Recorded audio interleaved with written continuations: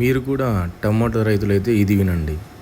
వర్షాకాలంలో టమాటోలో పూత అధికంగా రాలిపోవడం, పూతల మీద చిన్నగా నల్ల మచ్చలు రావడం మరియు అనేక తెగుళ్ళు, పిందె మీద ఎక్కువ మచ్చ, బ్యాక్టీరియా మచ్చలకు కారణము ఈ వర్షాలు పడి వెంటనే ఎండలు ఎక్కువగా కాయడం వల్ల మనకి కాయ మీద మచ్చలు ఇలాంటివి వస్తుంటాయి.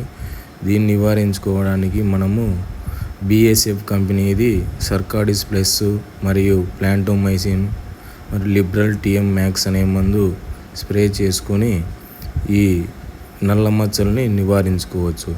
అదేవిధంగా కాయ వెనుకల నల్లగా రూపాయి బిళ్ళలాగా వచ్చే ఈ నల్లటి మచ్చను నివారించుకోవడానికి కాల్షియం అనే మందుని ఎకరాకు 1 లీటర్ లెక్కన మనము డ్రిప్ ద్వారా వాడుకొని మరియు దాన్ని నివారించుకోవచ్చు. అలాగే పిందె బాగా సెట్ అవ్వడానికి మనము కాల్షియంతో పాటు బోరాన్ని వదులుకొని మనం అధిక పిందె, పూత లభిస్తుంది.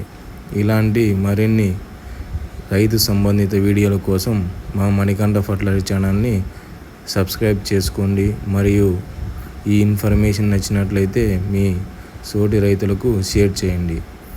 Thank you for watching Manikanta fertilizer channel.